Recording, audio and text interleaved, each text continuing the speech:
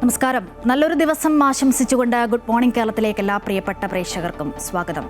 നിരവധി വാർത്തയുള്ള പ്രഭാതമാണിന്ന്.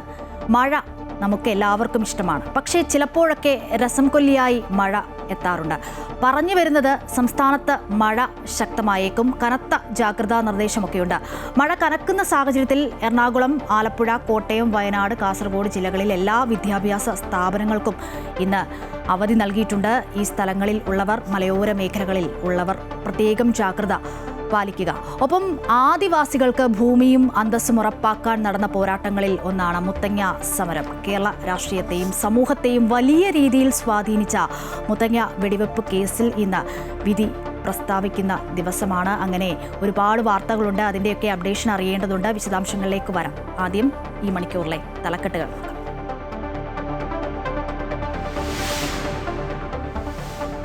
സംസ്ഥാനത്ത് 3 ദിവസം ശക്തമായ മഴയെന്ന് മുന്നറിയിപ്പ്. ഇന്ന് 11 ജില്ലകളിൽ ഓറഞ്ച് അലർട്ട്, ജാഗ്രതാ നിർദ്ദേശം. കേരള തീരത്ത് മത്സ്യബന്ധനത്തിന് വിലക്ക്. എറണാകുളം, വയനാട്, കാസർഗോഡ്, ആലപ്പുഴ, കോട്ടയം ജില്ലകളിലെയും വടകര, താമരശ്ശേരി താലൂക്കുകളിലെയും വിദ്യാഭ്യാസ സ്ഥാപനങ്ങൾക്ക് അവധി. നിശ്ചയിച്ച പരീക്ഷകൾക്കും അഭിമുഖങ്ങൾക്കും മാറ്റമില്ല. സംസ്ഥാനത്ത് 52 ദിവസത്തെ ട്രോളിംഗ് നിരോധനം ഇന്ന് അർദ്ധരാത്രി അവസാനിക്കും.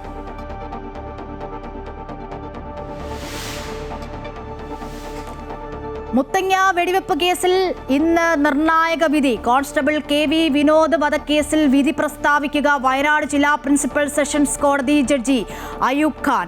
വിധി വരുന്നത് വെടിവെപ്പിന് 23 വർഷം പിന്നിടുമ്പോൾ. ഒന്നാം പ്രതി ആദിവാസി ഗോത്ര മഹാസഭാ നേതാവ് ഗീതാനന്ദൻ.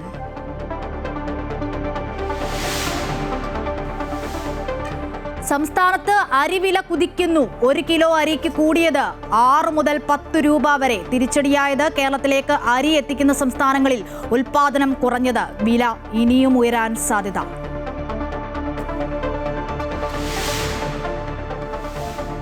തിരുവനന്തപുരം കോർപ്പറേഷൻ കൗൺസിൽ യോഗം ഇന്ന്. BJP ഭരണസമിതിക്ക് നിർണായകം.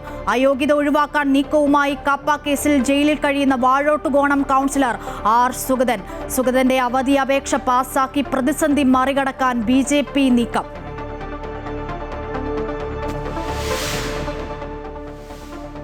ട്രംപിന്റെ ഗാസ സമാധാന പദ്ധതിക്ക് ഹമാസിന്റെ അംഗീകാരം. നിരായുധീകരണത്തിന് ഹമാസ് സമ്മതിച്ചതായി അന്താരാഷ്ട്ര മാധ്യമങ്ങൾ. ഗാസയെ പുതിയ പലസ്തീൻ സർക്കാരിന് കീഴിലാക്കും. പ്രതികരിക്കാതെ ഇസ്രായേൽ. പശ്ചിമേഷ്യൻ സംഘർഷം വീണ്ടും രൂക്ഷമായതിനു പിന്നാലെ ക്രൂഡ് ഓയിൽ വില $90 മുകളിൽ. ഹോർമൂസ് ഉൾപ്പെടെയുള്ള കപ്പൽ പാതകൾ സംരക്ഷിക്കാൻ അന്താരാഷ്ട്ര നാവികസേന കൂട്ടായ്മയുമായി സൗദി.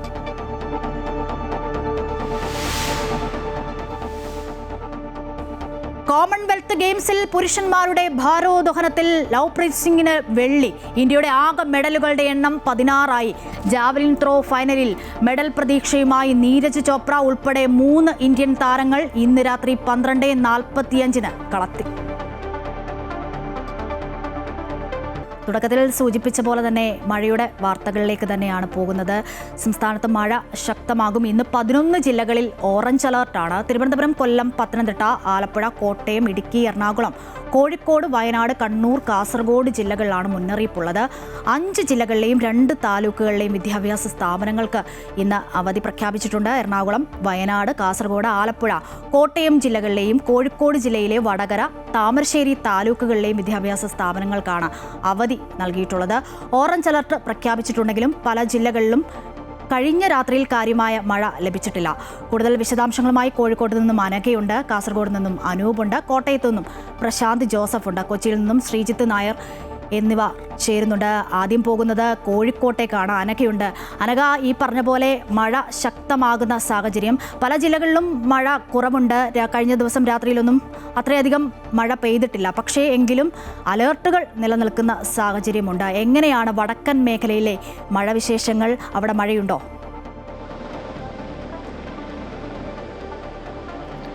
തീർച്ചയായും പൊതുവെ മറ്റ് സംസ്ഥാനത്തിൻ്റെ മറ്റ് ജില്ലകളെ അപേക്ഷിച്ച് നോക്കുമ്പോൾ പൊതുവെ വടക്കൻ ജില്ലകളിലേക്ക് മഴ ശക്തി പ്രാപിക്കുന്ന ഒരു സാഹചര്യമാണ് പൊതുവെ നമ്മൾ കാണാറുള്ളത്. ഏതായാലും നിലവിൽ ഇപ്പോൾ മഴയ്ക്ക് ശമനമുണ്ട്. അല്പസമയം മുമ്പ് വരെ ശക്തമായിട്ടുള്ള മഴ തന്നെയാണ് ജില്ലയിൽ ലഭിച്ചിട്ടുള്ളത്. ഈ മലയോര മേഖലകളിലേക്കടക്കം ശക്തമായിട്ടുള്ള മഴ ലഭിക്കുന്നുണ്ട്. ഗ്രാമപ്രദേശങ്ങളിലേക്കടക്കം ഈ നഗരഭാഗങ്ങളിൽ പെയ്യുന്നതിനേക്കാൾ കൂടുതൽ മഴ ലഭിക്കുന്നുണ്ട് എന്നുള്ളത് തന്നെയാണ് ഏറ്റവും പ്രധാനപ്പെട്ട കാര്യം. കോഴിക്കോട് ജില്ലയിലെ വടകര, താമരശ്ശേരി താലൂക്കുകളിൽ ജില്ലകളിലെ വിദ്യാഭ്യാസ സ്ഥാപനങ്ങൾക്ക് ഇന്ന് അവധി പ്രഖ്യാപിച്ചിട്ടുണ്ട്. പ്രൊഫഷണൽ കോളേജുകൾ ഉൾപ്പെടെയുള്ള മുഴുവൻ വിദ്യാഭ്യാസ സ്ഥാപനങ്ങൾക്കും ഇന്ന് അവധി പ്രഖ്യാപിച്ചിട്ടുണ്ട്. വയനാട് ജില്ലയിലെ പ്രൊഫഷണൽ കോളേജുകൾ ഉൾപ്പെടെയുള്ള മുഴുവൻ വിദ്യാഭ്യാസ സ്ഥാപനങ്ങൾക്കും ഇന്നലെ രാത്രി തന്നെ അവധി പ്രഖ്യാപിച്ചുകൊണ്ട് തന്നെ ജില്ലാ കളക്ടർ ഉത്തരവിട്ടിരുന്നു. ഈ കോറുകളുടെ പ്രവർത്തനങ്ങൾ അടക്കം നിർത്തിവെക്കാനും കഴിഞ്ഞ ദിവസങ്ങളിൽ വയനാട് ജില്ലയിൽ ജില്ലാ കളക്ടർ ഉത്തരവിട്ടിരുന്നു. ഏതായാലും വിനോദസഞ്ചാര കേന്ദ്രങ്ങളിലേക്കും ട്രക്കിങ്ങുകൾ അടക്കമുള്ള സാഹസിക ടൂറിസം കേന്ദ്രങ്ങളിലേക്കും അടക്കമുള്ള വിനോദസഞ്ചാര കേന്ദ്രങ്ങൾ പൂർണ്ണമായും നിർത്തിവെച്ചുകൊണ്ടും കഴിഞ്ഞ ദിവസം ജില്ലാ കളക്ടർ ഉത്തരവിട്ടിരുന്നു. ഏതായാലും നിലവിൽ ഇപ്പോൾ വടക്കൻ ജില്ലയിൽ അല്ലെങ്കിൽ കോഴിക്കോട് ജില്ലയിൽ മഴയ്ക്ക് ഒരു നേരിയ ശമനമുണ്ട്. അല്പസമയം മുമ്പ് വരെ ശക്തമായിട്ടുള്ള മഴ തന്നെയാണ് കോഴിക്കോട് നഗരത്തിലടക്കം രേഖപ്പെടുത്തിയിട്ടുള്ളത്. ഏതായാലും നിലവിൽ ഇന്ന് ഈ വടകര, താമരശ്ശേരി താലൂക്കുകളിലും വയനാട് ജില്ലയിലെ മുഴുവൻ പ്രൊഫഷണൽ കോളേജുകൾ ഉൾപ്പെടെയുള്ള മുഴുവൻ വിദ്യാഭ്യാസ സ്ഥാപനങ്ങൾക്കും ഇന്ന് അവധി പ്രഖ്യാപിച്ചിരിക്കുകയാണ്. കേരള, കർണാടക, ലക്ഷദ്വീപ് തീരങ്ങളിൽ ഇന്ന് മത്സ്യബന്ധനത്തിന് വിലക്കും ഏർപ്പെടുത്തിയിട്ടുണ്ട്. അശ്വതി. ശരി, കോഴിക്കോട് നിന്നും മഴയുടെ വിവരങ്ങൾ അനഘയാണ് നൽകിയത്. ഇനി കാസർകോട്ടെ മഴയുടെ വിവരങ്ങൾ അറിയേണ്ടതുണ്ട്. അനൂപ് നിലേശ്വരമുണ്ട്. Anoop, good morning. ഈ പറഞ്ഞ പോലെ തന്നെ കാസർഗോഡും നല്ല മഴയാണോ? അലർട്ടുകളൊക്കെ നിലനിൽക്കുന്നുണ്ട്. പ്രത്യേകിച്ചും വിദ്യാഭ്യാസ സ്ഥാപനങ്ങൾക്കൊക്കെ അവധി നൽകിയിട്ടുണ്ട്. ഇപ്പോൾ മഴ പെയ്യുന്നുണ്ടോ? എന്താണ് ഇപ്പം നിലവിലെ ഒരു സാഹചര്യം എങ്ങനെയാണ് അനൂപ്?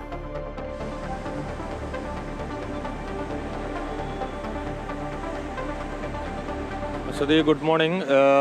ഓറഞ്ച് അലേർട്ടാണ് ഇന്ന് ജില്ലയിലുള്ളതെങ്കിലും അതിന് കണക്കായ ഒരു മഴ ഈ സമയത്ത് ലഭിക്കുന്നില്ല എന്ന് നമുക്ക് പറയാം. പക്ഷേ കഴിഞ്ഞ ദിവസം രാത്രി ഇടവിട്ടുള്ള മഴ ജില്ലയിൽ ഉണ്ടായി. അത് തുടർച്ചയായി ഉണ്ടായി. ഇപ്പോൾ രാവിലെ വരെ ഉണ്ടായി എന്ന് തന്നെ വേണം പറയാൻ. എന്നാൽ ഇപ്പോൾ ഏകദേശം ഒരു പുലർച്ചെ ഒരു 5:30 മണി മുതൽ ഇങ്ങോട്ട് മഴ അല്പം ശമിച്ച നിലയിലാണ് കാണുന്നത്. പക്ഷേ അന്തരീക്ഷം മേഘാവൃതമായ നിലയിലാണ്. ജില്ലയിൽ എല്ലായിടത്തും ഈ ഓറഞ്ച് അലേർട്ട് നിലനിൽക്കുന്ന ഈ ഒരു സാഹചര്യത്തിൽ മഴ കഴിഞ്ഞ ദിവസം രാത്രി മുതൽ ലഭിക്കുന്നുണ്ട്. അതിനാൽ തന്നെ ശക്തമായ മഴ വരുന്ന മണിക്കൂറുകളിൽ നമുക്ക് പ്രതീക്ഷിക്കാവുന്ന ഒരു ദിനാന്തരീക്ഷമാണ് ഇപ്പോൾ കാണുന്നത്. ഇതെല്ലാം മുന്നിൽ കണ്ടുകൊണ്ട് തന്നെ കഴിഞ്ഞ ദിവസം രാത്രി ജില്ലാ കലക്ടർ പ്രൊഫഷണൽ വിദ്യാഭ്യാസ സ്ഥാപനങ്ങൾ, കോളേജുകൾ, സ്കൂളുകൾ ഉൾപ്പെടെയുള്ളവയ്ക്ക് അവധി പ്രഖ്യാപിച്ചിട്ടുണ്ട്.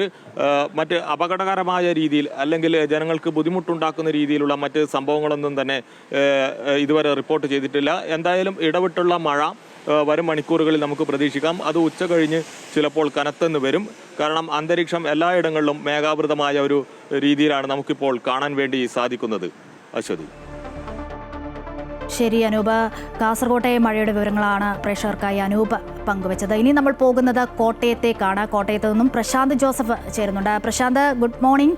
എങ്ങനെയാണ് മഴയുടെ വിവരങ്ങൾ കോട്ടയത്ത് നിന്നും പങ്കുവയ്ക്കാനുള്ളത്? വിദ്യാഭ്യാസ സ്ഥാപനങ്ങൾക്കൊക്കെ അവധി നൽകിയിട്ടുണ്ട്, അലർട്ട് നിലനിൽക്കുന്നുണ്ട്. പ്രത്യേകിച്ച് മലയോര മേഖലയൊക്കെയാണ്, ജാഗ്രതാ നിർദ്ദേശമൊക്കെ ഉണ്ടല്ലോ. തീർച്ചയായും അശ്വതി, കോട്ടയം ജില്ലയിൽ ഇന്നും നാളെയും ഓറഞ്ച് അലർട്ടാണ് പ്രഖ്യാപിച്ചിട്ടുള്ളത്. ഇന്നലെ രാത്രിയാണ് വിദ്യാഭ്യാസ സ്ഥാപനങ്ങൾക്ക് അവധി പ്രഖ്യാപിച്ചുകൊണ്ട് കളക്ടറുടെ അറിയിപ്പ് വന്നത്.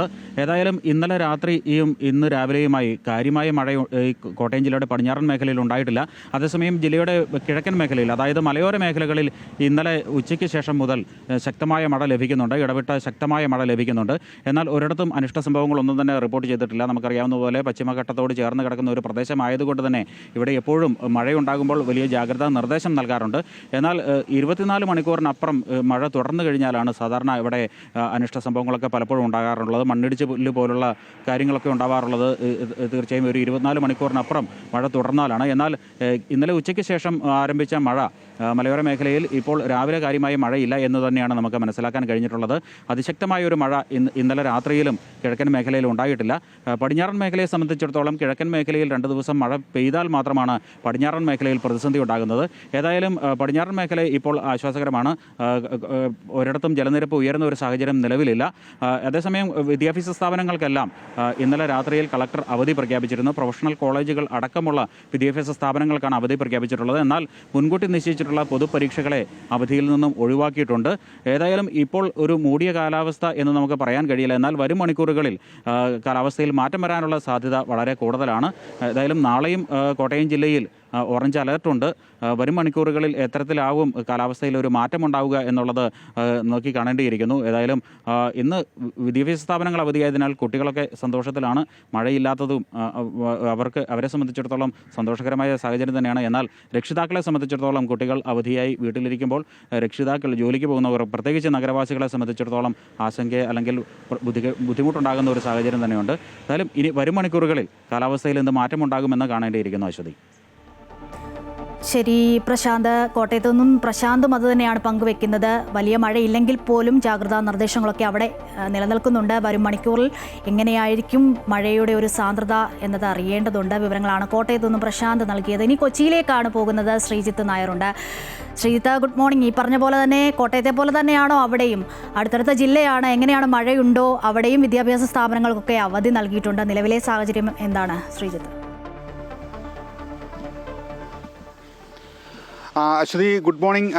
എറണാകുളത്ത് ഇപ്പോൾ മഴയില്ല. പക്ഷേ അതിനർത്ഥം മഴയുടെ കാലാവസ്ഥ പൂർണ്ണമായി നീങ്ങുന്നല്ല. ഒരു അല്പസമയം മുമ്പ് വരെ കനത്ത മഴയില്ലെങ്കിലും മഴ പെയ്യുന്നൊരു അന്തരീക്ഷം നഗരപ്രദേശത്തുണ്ടായിരുന്നു. മലയോര പ്രദേശങ്ങളിലും നല്ല മഴ ഇടവിട്ട് ലഭിക്കുന്നുണ്ട്. എന്തായാലും പ്രശാന്ത് അല്പം മുമ്പ് സൂചിപ്പിച്ച പോലെ കോട്ടയത്തിന് സമാനമായ ഒരു കാലാവസ്ഥയാണ് പൊതുവെ ഇപ്പോൾ കൊച്ചിയിലും ഉള്ളത്. നിലവിൽ കൊച്ചി, കോഴിക്കോട്, എറണാകുളം, കോട്ടയം, ഇടുക്കി, ആലപ്പുഴ ഈ 4 ജില്ലകളാണ് പ്രധാനമായി മധ്യ കേരളത്തിൽ ഒരു ഓറഞ്ച് അലർട്ട് ഇതിൽ നിൽക്കുന്നത്. അതുകൊണ്ട് തന്നെ ഈ 3 ജില്ലകൾ അവധി പ്രഖ്യാപിച്ചിട്ടുണ്ട്. എറണാകുളത്ത് അവധിയുണ്ട്, ആലപ്പുഴ അവധിയുണ്ട്, നേരത്തെ സൂചിപ്പിച്ച പോലെ പ്രശാന്ത് സൂചിപ്പിച്ച പോലെ കോട്ടയത്തും അവധിയുണ്ട്. ഈ 3 ജില്ലകളിലാണ് നിലവിൽ അവധി പ്രഖ്യാപിച്ചിരിക്കുന്നത്. അംഗനവാടിയും ട്യൂഷൻ സെൻ്ററുകൾ ഉൾപ്പെടെയുള്ള സ്ഥാപനങ്ങൾക്ക് ഇന്ന് അവധിയായിരിക്കുമെന്ന് അറിയിച്ചിട്ടുണ്ട്. അതോടൊപ്പം തന്നെ നാളെ ശനിയും ഞായറുമാണ് ഇനി വരുന്നത്. അതുകൊണ്ട് തന്നെ ഈ ആളുകൾ വീക്കെൻഡ് ടൂറിസം, അതായത് തൊട്ടടുത്ത ജില്ലകളിലേക്ക്, മലയോര പ്രദേശങ്ങളിലേക്ക് യാത്ര ചെയ്യുന്ന ഒരു സ്വഭാവമുണ്ട്. അത് അക്കാര്യത്തിൽ ജാഗ്രത പാലിക്കണം. പ്രത്യേകിച്ച് അങ്ങനെ അപകട സാധ്യതയുള്ള സ്ഥലങ്ങളിൽ പോയി നിൽക്കരുത് എന്നുള്ള കാര്യം പ്രത്യേകം നിർദ്ദേശം നൽകിയിട്ടുണ്ട്. അതോടൊപ്പം തന്നെ റവന്യൂ അധികൃതർ നിർദ്ദേശങ്ങൾ പാലിച്ചുകൊണ്ട്, പ്രത്യേകിച്ച് തീരപ്രദേശത്തുള്ളവർ, കാരണം ഈ ഗുജറാത്തിൻ്റെ തീരം മുതൽ ഇവിടെ വടക്കൻ കേരളം വരെയുള്ള ഒരു ന്യൂനമർദ്ദ പാത്തിയാണ് രൂപം കൊണ്ടിരിക്കുന്നത്. അതുകൊണ്ട് തന്നെ ആ മഴയുടെ ഒരു കാലാവസ്ഥ എപ്പോൾ വേണമെങ്കിലും ചേഞ്ച് ചെയ്യാം. ശക്തമായ കാറ്റിനുള്ള സാധ്യതയും അതിനുള്ള അലർട്ട് നൽകിയിട്ടുണ്ട്. ഇടിമിന്നലോടുള്ള മഴയ്ക്കുള്ള സാധ്യതയും പറഞ്ഞിട്ടുണ്ട്.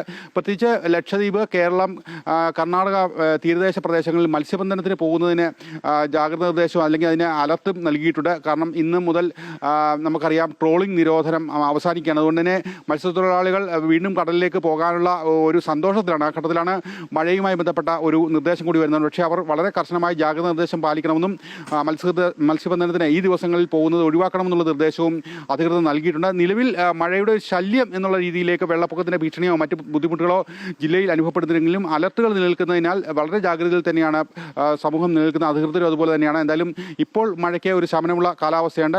ഈ സമാനമായ സാഹചര്യമാണ് മധ്യ കേരളത്തിലെ പൊതുവെ ജില്ലകളിൽ നമുക്ക് കാണാനാവുന്നത്. അശ്വതി. ശരി, കൊച്ചിയിലെ വിവരങ്ങളാണ് ശ്രീജിത്ത് നായർ പങ്കുവച്ചത്. ഈ സൂചിപ്പിച്ച പോലെ തന്നെ സംസ്ഥാനത്ത് ഇന്ന് 11 ജില്ലകളിൽ ഓറഞ്ച് അലർട്ടാണ്. പലയിടത്തും മഴ മാറി നിൽക്കുന്ന സാഹചര്യമൊക്കെയുണ്ട്. പക്ഷേ തിരുവനന്തപുരം, കൊല്ലം, പത്തനംതിട്ട, ആലപ്പുഴ, കോട്ടയം, ഇടുക്കി, എറണാകുളം, കോഴിക്കോട്, വയനാട്, കണ്ണൂർ, കാസർഗോഡ് ജില്ലകളിൽ മുന്നറിയിപ്പുണ്ട്. ഒപ്പം 5 ജില്ലകളിലെയും 2 താലൂക്കുകളിലെയും വിദ്യാഭ്യാസ സ്ഥാപനങ്ങൾക്ക് ഇന്ന് അവധിയാണ്. എറണാകുളം, വയനാട്, കാസർഗോഡ്, ആലപ്പുഴ, കോട്ടയം ജില്ലകളിലെയും കോഴിക്കോട് ജില്ലയിലെ വടകര, താമരശ്ശേരി താലൂക്കുകളിലെയും വിദ്യാഭ്യാസ സ്ഥാപനങ്ങൾക്ക് ഇന്ന് അവധി പ്രഖ്യാപിച്ചിട്ടുണ്ട്. പ്രേക്ഷകർ ശ്രദ്ധിക്കുക. പൊതുപരീക്ഷയിൽ പക്ഷേ മാറ്റമില്ല. ഒപ്പം ഓറഞ്ച് അലർട്ട് പ്രഖ്യാപിച്ചിട്ടുണ്ടെങ്കിലും പല ജില്ലകളിലും കഴിഞ്ഞ രാത്രിയിൽ ഈ സൂചിപ്പിച്ച പോലെ തന്നെ കാര്യമായ മഴ ലഭിച്ചില്ല എന്നതുമുണ്ട്. വിശദാംശങ്ങളായിരുന്നു പല ജില്ലകളിൽ നിന്നും ഞങ്ങളുടെ പ്രതിനിധികൾ പങ്കുവച്ചത്. ഒപ്പം സംസ്ഥാനത്ത് 52 ദിവസം നീണ്ടുനിന്ന ട്രോളിംഗ് നിരോധനം ഇന്ന് അർദ്ധരാത്രിയിൽ അവസാനിക്കും. നാളെ പുലർച്ചെ മുതൽ ബോട്ടുകൾ കടലിലേക്ക് ഇറങ്ങും. അവസാനവട്ട തയ്യാറെടുപ്പുകളിലാണ് മത്സ്യത്തൊഴിലാളികൾ. ആവശ്യത്തിന് മത്സ്യം ലഭിക്കുന്നതോടെ വില കുറയുമെന്ന പ്രതീക്ഷയോടെ ജനങ്ങളും കാത്തിരിക്കുകയാണ്. ആദ്യഘട്ടത്തിൽ തീരദേശ ജില്ലകളിൽ നിന്നും 1000-ഓളം ബോട്ടുകൾ കടലിലേക്ക് തിരിക്കും. തമിഴ്നാട്, ബീഹാർ, ഒഡീഷ, പശ്ചിമ ബംഗാൾ, ആന്ധ്രാപ്രദേശ് എന്നീ സംസ്ഥാനങ്ങളിൽ നിന്നുമുള്ള 10,000-കണക്കിന് ഇതര സംസ്ഥാന തൊഴിലാളികളും ജോലിയിൽ പ്രവേശിക്കുന്നതിനായി ഹാർബറുകളിൽ തിരിച്ചെത്തിയിട്ടുണ്ട്. ഇന്നത്തെ മറ്റൊരു പ്രധാനപ്പെട്ട വാർത്തയിലേക്കാണ് ഇനി നമ്മൾ പോകുന്നത്. കേരളത്തിലെ ആദിവാസി ഭൂസമര ചരിത്രത്തിലെ ഏറ്റവും നിർണായകമായ അധ്യായങ്ങളിലൊന്നായ മുത്തങ്ങ വെടിവെപ്പ് കേസിൽ ഇന്ന് വിധി പ്രസ്താവിക്കും. മുത്തങ്ങ പോലീസ് വെടിവെപ്പിന് 23 വർഷം പിന്നിടുമ്പോഴാണ് വിധി. സംഭവവുമായി ബന്ധപ്പെട്ട് കോൺസ്റ്റബിൾ KV വിനോദ് വധക്കേസിലാണ് വിധി പ്രസ്താവം. വയനാട് ജില്ലാ പ്രിൻസിപ്പൽ സെഷൻസ് കോടതി ജഡ്ജി അയൂബ് ഖാനാണ് CBI അന്വേഷിച്ച കേസിൽ വിധി പറയുന്നത്. വിവരങ്ങൾ നൽകാൻ അനഘയുണ്ട്.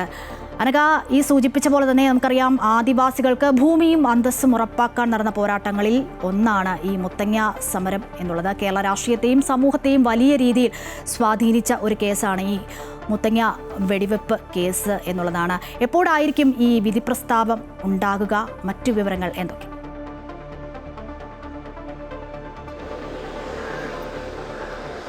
ഏതായാലും ഉച്ചയ്ക്ക് മുമ്പ് തന്നെ ഇത്തരത്തിലുള്ളൊരു വിധി പ്രസ്താവം ഉണ്ടാവും എന്നുള്ളൊരു പ്രതീക്ഷ തന്നെയാണ് എല്ലാവരും പങ്കുവെക്കുന്നത്. ഏതായാലും മുത്തങ്ങ കേസിൽ കഴിഞ്ഞ ദിവസങ്ങളിലടക്കം വാദം പൂർത്തിയായിരുന്നു. 2003 ജനുവരി 5-നാണ് മുത്തങ്ങ വന്യജീവി സങ്കേതത്തിൽ ഗീതാനന്ദന്റെയും CK ജാനുവിന്റെയും അത് അടക്കം നേതൃത്വത്തിൽ ആദിവാസി ഗോത്ര മഹാസഭയുടെ നേതൃത്വത്തിൽ ഒരു കുടിൽ കെട്ടിയുള്ള സമരം ആരംഭിച്ചത്. പിന്നീട് ഫെബ്രുവരി 19 ഈ സമരത്തിന് നേരെ പോലീസിന്റെ വെടിവെപ്പ് ഉണ്ടാവുകയായിരുന്നു. ഏതായാലും ഈ വെടിവെപ്പിനെ തുടർന്ന് ആദിവാസി യുവാവായിട്ടുള്ള ജോഗിയും അതുപോലെ തന്നെ പോലീസ് കോൺസ്റ്റബിൾ ആയിട്ടുള്ള വിനോദും മരിക്കുകയായിരുന്നു. ഈ പോലീസ് കോൺസ്റ്റബിൾ മരിക്കുകയും അതുപോലെ തന്നെ നിരവധി പോലീസുകാർക്ക് പരിക്കേറ്റു, വനപാലകർക്കടക്കം പരിക്കേറ്റ ഒരു സാഹചര്യം ഉണ്ടായിരുന്നു. ഇതിന്റെ അടിസ്ഥാനത്തിലാണ് പോലീസ് കേസ് എടുത്തിരുന്നത്. ആദ്യം ലോക്കൽ പോലീസായിരുന്നു ഈ കേസ് അന്വേഷിച്ചിരുന്നുവെങ്കിൽ പിന്നീട് ഇത് ക്രൈംബ്രാഞ്ചിന് കൈമാറി. ഇതിന് പിന്നാലെ ഈ കേസ് CBI അന്വേഷിക്കുകയായിരുന്നു. ഏതായാലും CBIയുടെ വിചാരണ ഈ എറണാകുളത്തായിരുന്നു നടന്നുകൊണ്ടിരുന്നത്. പിന്നീട് ഹൈക്കോടതിയുടെ പ്രത്യേക ഉത്തരവിന്റെ അടിസ്ഥാനത്തിലാണ് കേസ് കൽപ്പറ്റയിലെ ജില്ലാ സെഷൻസ് കോടതിയിലേക്ക് മാറ്റിയത് എന്നുള്ളതാണ് ഏറ്റവും പ്രധാനപ്പെട്ട കാര്യം. ഇതിൽ 57 പ്രതികളായിരുന്നു ഉണ്ടായിരുന്നത്. ഇതിൽ 15 പേരും മരിച്ചു. ഈ കേസിന്റെ വിചാരണ കാലയളവിൽ തന്നെ 15 പേരും മരിച്ചിരിക്കുന്നു എന്നുള്ളത് തന്നെയാണ് ഏറ്റവും പ്രധാനപ്പെട്ട കാര്യം. ഏതായാലും ഇന്ന് അല്പസമയത്തിനുള്ളിൽ, അതായത് ഉച്ചയ്ക്ക് മുമ്പ് തന്നെ ഇത്തരത്തിൽ ഈ കേസിന്റെ വിധി ജില്ലാ ജഡ്ജിയായിട്ടുള്ള അയൂബ് ഖാൻ പത്തനാപുരം പറയും എന്ന് തന്നെയാണ് നമ്മൾ പ്രതീക്ഷിക്കുന്നത്. ഏതായാലും ഏറ്റവും നിർണായകരമായിട്ടുള്ള ഒരു കേസാണ്. 23 വർഷം നീണ്ട ഒരു നിയമ പോരാട്ടം തന്നെയാണ്.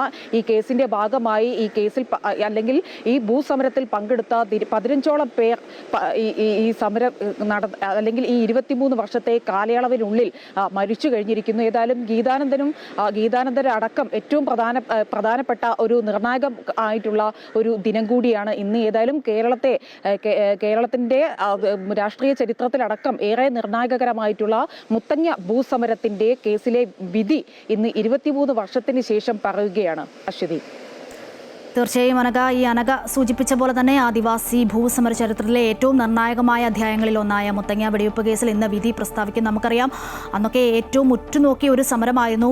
സർക്കാരിനെ പോലും താഴെയിറക്കാൻ അല്ലെങ്കിൽ അത്രത്തോളം വലിയ സമരമായിരുന്നു കേരളം കണ്ടത് എന്നുള്ളതാണ്. മുത്തങ്ങ പോലീസ് വെടിവെപ്പിന് 23 വർഷം പിന്നിടുമ്പോഴാണ് ഈ വിധി വരുന്നത് എന്ന പ്രത്യേകതയും ഉണ്ട്. എന്തായാലും വയനാട് ജില്ലാ പ്രിൻസിപ്പൽ സെഷൻസ് കോടതി ഇന്നിപ്പോൾ വിധി പറയും. വിവരങ്ങളാണ് അനഘ നൽകിയത്.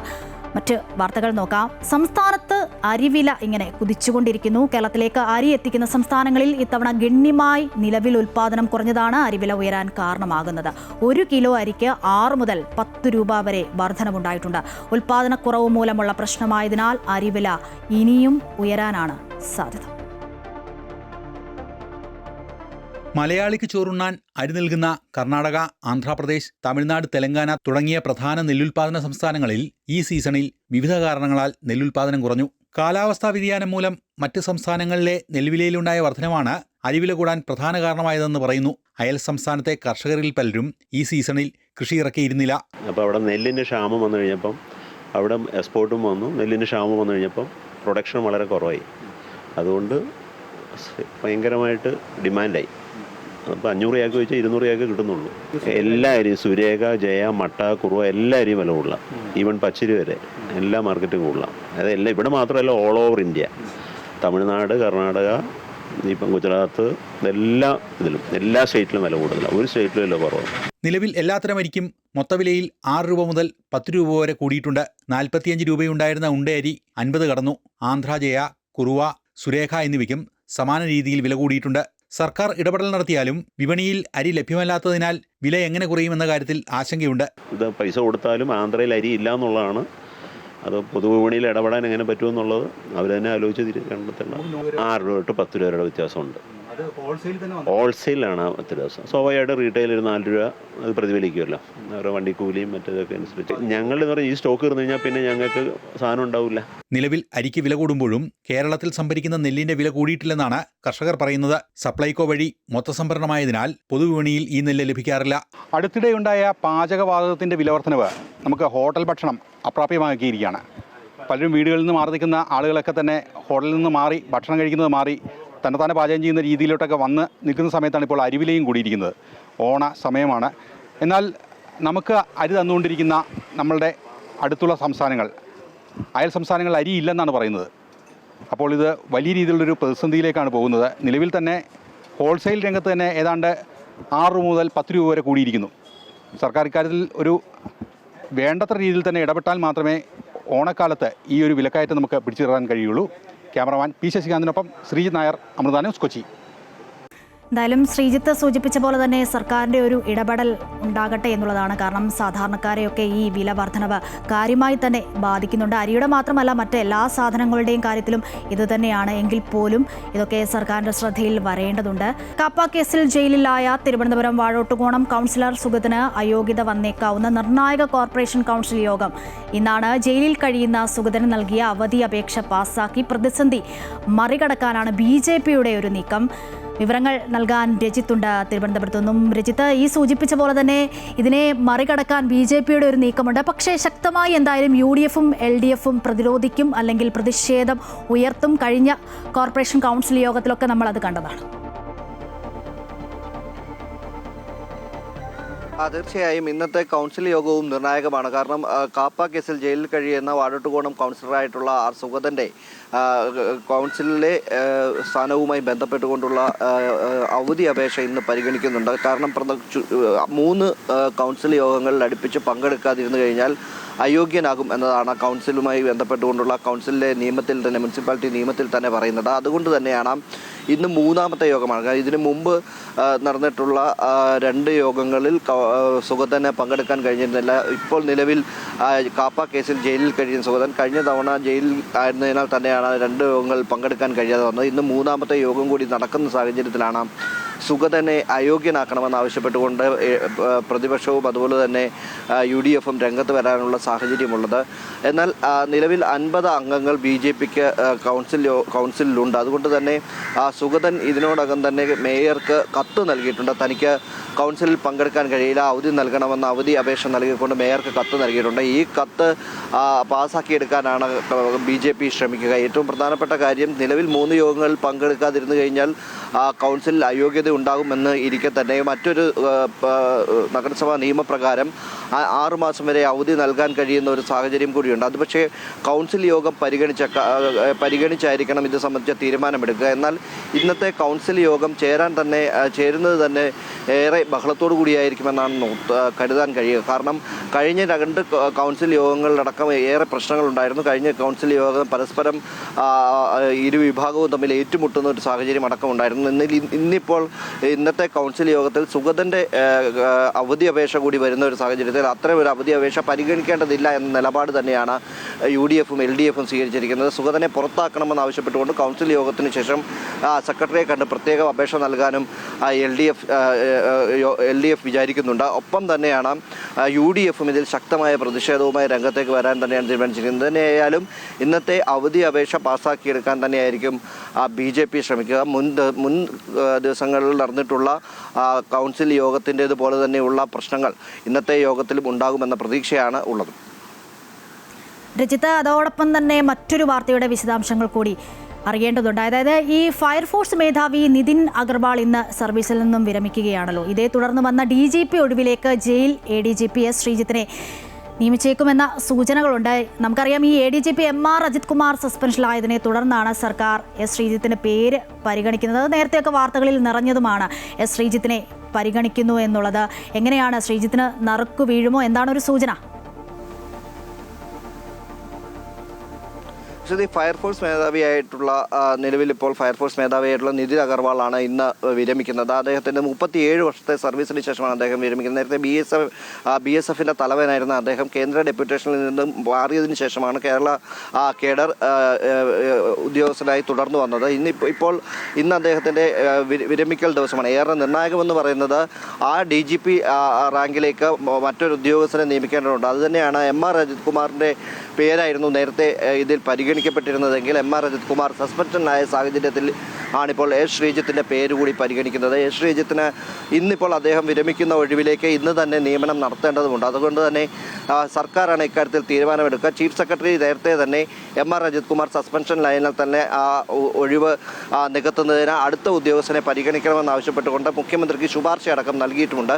ആ ശുപാർശ മുഖ്യമന്ത്രിയുടെ പരിഗണനയിലാണ്. അതുകൊണ്ട് തന്നെ ഇന്ന് അദ്ദേഹം ഒഴിയുന്ന സാഹചര്യത്തിൽ തന്നെ പുതിയ ആൾ ആര് എന്നത് സംബന്ധിച്ച തീരുമാനമുണ്ടാകും. ഒരുപക്ഷേ എസ് ശ്രീജിത്തിന് തന്നെ MR അജിത് കുമാർ സസ്പെൻഷൻ ലൈനിൽ തന്നെ എസ് ശ്രീജിത്തിന് തന്നെ നറുക്കു വീഴാനാണ് സാധ്യത. എസ് ശ്രീജിത്തിനെ DGP ആയി ഉയർത്താനുള്ള സാഹചര്യമാണ് ഇപ്പോഴത്തെ നിലവിലത്തെ സാഹചര്യത്തിലുള്ളത്. എന്നാൽ ഏറ്റവും പ്രധാനപ്പെട്ട കാര്യം, കഴിഞ്ഞ ദിവസം എസ് ശ്രീജിത്തിൻ്റെ വിദേശയാത്രയുമായി ബന്ധപ്പെട്ടുകൊണ്ടുള്ള കേസ് ഹൈക്കോടതിയിൽ പരിഗണിക്കുന്ന സമയത്ത് കോടതി നിശിതമായ വിമർശനം ഉയർത്തിയിരുന്നു.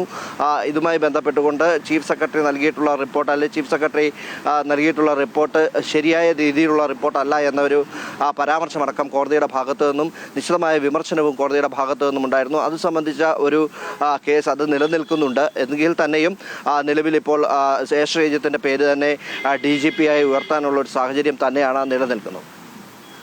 ശരി, വാർത്തയുടെ വിവരങ്ങളാണ് തിരുവനന്തപുരത്തു നിന്നും രജിത്ത് നൽകിയത്. ഇനി നമുക്ക് പാർലമെന്റ് ഡൽഹിയിലേക്ക് പോകേണ്ടതുണ്ട്. ആ വിവരങ്ങൾ കൂടി അറിയാം. CJP സമരത്തിലെ പോലീസ് നടപടിയിൽ ആഭ്യന്തരമന്ത്രി അമിത്ഷായുടെ മറുപടി ആവശ്യപ്പെട്ട് പ്രതിഷേധം ശക്തമാക്കാൻ തന്നെയാണ് പ്രതിപക്ഷത്തിന്റെ തീരുമാനം. പാർലമെന്റ് ഇന്നും പ്രക്ഷുബ്ധമായേക്കും. പൊതുപരീക്ഷാ നിയമ ഭേദഗതി ബില്ല് ഇന്നലെ രാജ്യസഭയും പാസാക്കിയിരുന്നു.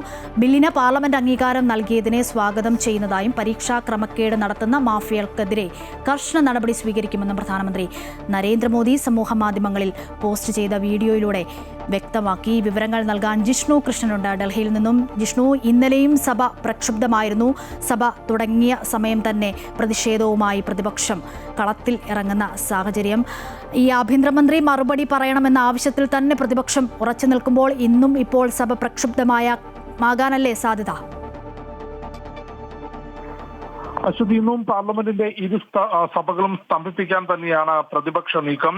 CJP സമരത്തിലുണ്ടായിട്ടുള്ള പോലീസ് നടപടിയിൽ കേന്ദ്ര ആഭ്യന്തരമന്ത്രി അമിത്ഷാ നേരിട്ട് മറുപടി പറയണം, അത്തരത്തിൽ വിശദീകരണം നൽകിയില്ലെങ്കിൽ രാജിവെക്കാൻ തയ്യാറാകണം തുടങ്ങിയ ആവശ്യങ്ങൾ ഉന്നയിച്ചുകൊണ്ട് ഈ മുദ്രാവാക്യങ്ങൾ ഉയർത്തിക്കൊണ്ടാണ് പാർലമെന്റിന് പുറത്തും പാർലമെന്റിനകത്തും കഴിഞ്ഞ കുറച്ച് ദിവസങ്ങളായി പ്രതിപക്ഷം ബഹളം വെക്കുന്നത്. ഇന്നലെ ലോക്സഭാ നടപടികൾ തുടർച്ചയായി പ്രതിപക്ഷം തടസ്സപ്പെടുത്തി. രാജ്യസഭയിൽ പൊതുപരീക്ഷാ നിയമ ഭേദഗതി ബില്ലിന്മേലുള്ള ചർച്ച മാത്രമാണ് നടന്നത്. രാജ്യസഭ ഇന്നലെ ബില്ല് പാസാക്കിയതോടുകൂടി ഇപ്പോൾ പാർലമെന്റ് പൊതുപരീക്ഷാ നിയമ ഭേദഗതി ബില്ലിന് അംഗീകാരം നൽകിയിരിക്കുകയാണ്. അതിനുശേഷമാണ് പ്രധാനമന്ത്രി ഇത്തരത്തിലൊരു വീഡിയോ സമൂഹ മാധ്യമങ്ങളിൽ പങ്കുവച്ചിട്ടുള്ളത്. ആ നിയമം അംഗീകരിച്ചതിനെ സ്വാഗതം ചെയ്യുന്നു. ഒപ്പം ഇത്തരത്തിൽ പരീക്ഷാ ക്രമക്കേടുകൾ നടത്തുന്ന മാഫിയകൾക്കെതിരെ കടുത്ത നടപടി ഉറപ്പാക്കും എന്നുള്ളതാണ് പ്രധാനമന്ത്രി അദ്ദേഹത്തിന്റെ വീഡിയോ സന്ദേശത്തിൽ വ്യക്തമാക്കിയിട്ടുള്ളത്. കൂടാതെ പ്രതിപക്ഷത്തിനെതിരെ രൂക്ഷമായ വിമർശനം ഇന്നലെ കേന്ദ്രമന്ത്രി JP നദ്ദ ഉൾപ്പെടെയുള്ളവർ ഉന്നയിച്ചിരുന്നു. ഓരോ അവസരത്തിനകത്ത് ഗോളി പോസ്റ്റ് മാറ്റിക്കൊണ്ട് ഈ പ്രതിപക്ഷം സഭാ നടപടികൾ തടസ്സപ്പെടുത്തുന്നു എന്ന വിമർശനമാണ് JP നദ്ദ ഉന്നയിച്ചത്. അതായത് ഓരോ വിഷയങ്ങൾ ഉയർത്തി പ്രതിഷേധിക്കുന്നു, അതിന്മേൽ ചർച്ച നടത്തി പരിഹാരം കാണാൻ ശ്രമിക്കുമ്പോൾ മറ്റൊരു വിഷയമുയർത്തി സഭാ നടപടികൾ തടസ്സപ്പെടുത്തുകയാണ് പ്രതിപക്ഷം ചെയ്യുന്നത്. ഇത് ശരിയായ രീതിയല്ല എന്നാണ് JP നദ്ദ ചൂണ്ടിക്കാട്ടിയത്. അതായത് ആദ്യം പ്രതിപക്ഷം സഭാ നടപടികൾ തടസ്സപ്പെടുത്തിയത് നീറ്റ് പരീക്ഷാ ക്രമക്കേടിൽ ചർച്ച വേണം എന്നാവശ്യപ്പെട്ടുകൊണ്ടായിരുന്നു. എന്നാൽ അതിന് സർക്കാർ തയ്യാറായതോടെ വിദ്യാഭ്യാസ മന്ത്രിയുടെ രാജി ആവശ്യപ്പെട്ടുകൊണ്ടായിരുന്നു പ്രതിപക്ഷം സഭാ നടപടികൾ തടസ്സപ്പെടുത്തിയത്. ധർമ്മേന്ദ്ര പ്രധാൻ രാജിവെച്ചെങ്കിലും പിന്നീട് ഈ സമരത്തിൽ പോലീസ് നടപടിയിൽ ആഭ്യന്തരമന്ത്രിയുടെ മറുപടി ആവശ്യപ്പെട്ടാണ് ഇപ്പോൾ പ്രതിപക്ഷം സഭാ നടപടികൾ തുടർച്ചയായി തടസ്സപ്പെടുത്തിക്കൊണ്ടിരിക്കുന്നത്. ഇതിനെതിരെ സ്പീക്കറും വിമർശനം ഉന്നയിച്ചിരുന്നു. പക്ഷേ പ്രതിപക്ഷം കടുത്ത നിലപാടിൽ തന്നെയാണ്. കോൺഗ്രസിന്റെ നേതൃത്വത്തിൽ ഈ സമരത്തിനിടെ ഉണ്ടായിട്ടുള്ള പോലീസ് നടപടിയിൽ ആഭ്യന്തരമന്ത്രി മറുപടി പറയണം, അതല്ലെങ്കിൽ അദ്ദേഹം രാജിവെക്കാൻ തയ്യാറാകണം എന്ന ആവശ്യമുയർത്തിക്കൊണ്ട് മുദ്രാവാക്യം ഉയർത്തിക്കൊണ്ട് പാർലമെന്റിന്റെ ഇരുസഭകളിലും ഒപ്പം പാർലമെന്റ് കവാടത്തിലും കഴിഞ്ഞ ദിവസങ്ങളിൽ ശക്തമായ പ്രതിഷേധം പ്രതിപക്ഷം നടത്തിയിരുന്നു. ഇന്നും അത് തുടരാൻ തന്നെയാണ് സാധ്യത. അശ്വതി.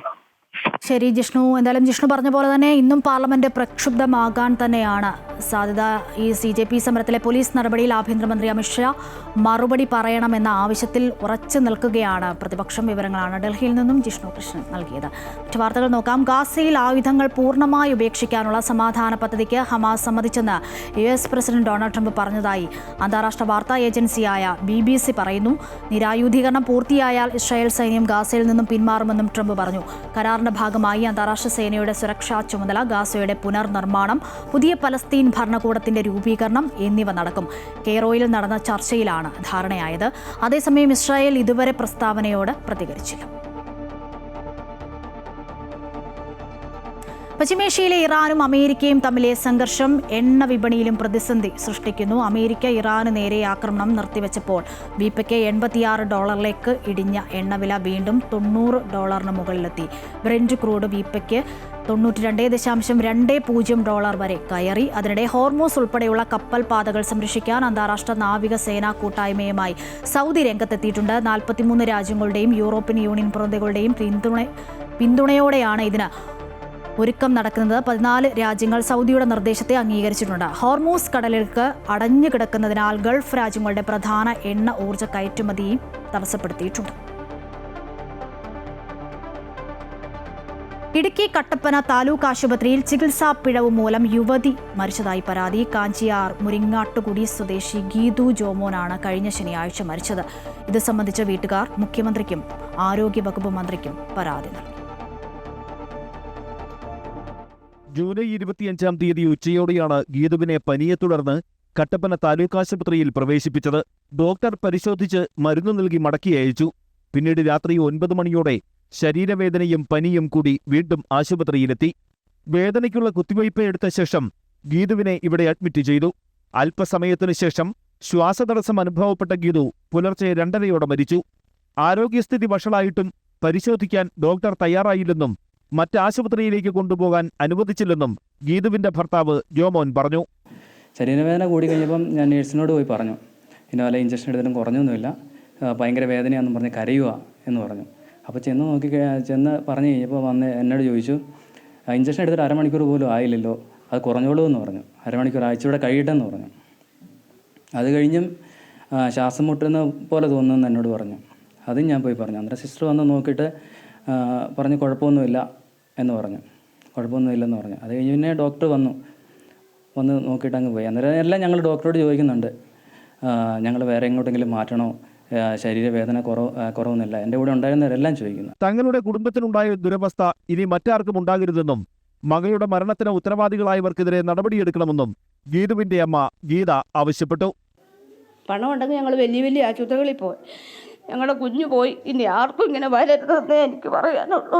ഞങ്ങൾ 2 പിഞ്ചു കുഞ്ഞുങ്ങളവിടെ നിൽക്കുന്നത്, അതുങ്ങളവിടെ ആര് സമാധാനം പറയും? ഇപ്പം ഞങ്ങളെല്ലാവരും ഉള്ളത് കൊണ്ട് അതുങ്ങൾ കളിച്ച് നടക്കുന്നു. ഞങ്ങൾ വീട്ടിൽ പോയി കഴിയുമ്പോൾ ഈ കുഞ്ഞുങ്ങളുടെ അവസ്ഥ പ്രകാരമാകും. അമൃത ന്യൂസ്, ഇടുക്കി. ആഫ്രിക്കൻ ഒച്ച് അത്ര പ്രശ്നക്കാരനാണ്. ആ ഒരു റിപ്പോർട്ടിലേക്കാണ് നമ്മൾ ഇനി പോകുന്നത്. ആഫ്രിക്കൻ ഒച്ചിനാൽ ഉറക്കം നഷ്ടപ്പെട്ടിരിക്കുകയാണ് കോഴിക്കോട് കടലുണ്ടി പഞ്ചായത്തിലെ ഇടച്ചിറ നിവാസികൾ. നാട്ടിലെ പച്ചപ്പ് മുഴുവൻ നശിപ്പിക്കുന്ന ഒച്ചിനെ ഉപ്പ് ഉപയോഗിച്ച് ഇവർ നേരിടുന്നുണ്ടെങ്കിലും അനുദിനം ഇവ പെറ്റുപെരുകുകയാണ്.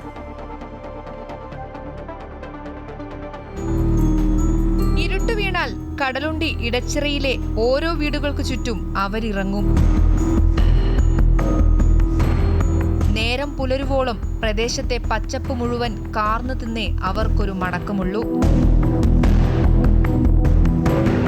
കഴിഞ്ഞ 2 വർഷമായി പഞ്ചായത്തിലെ 17-ാം വാർഡിൽ കൃഷ്ണ സ്കൂൾ റോഡിൽ ആഫ്രിക്കൻ ഒച്ചിനെ കണ്ടു തുടങ്ങിയിട്ട്. എന്നാൽ കഴിഞ്ഞ 6 മാസമായി ഒച്ചുകൾ പെരുകി പ്രദേശത്ത് വ്യാപിച്ചിരിക്കുകയാണ്.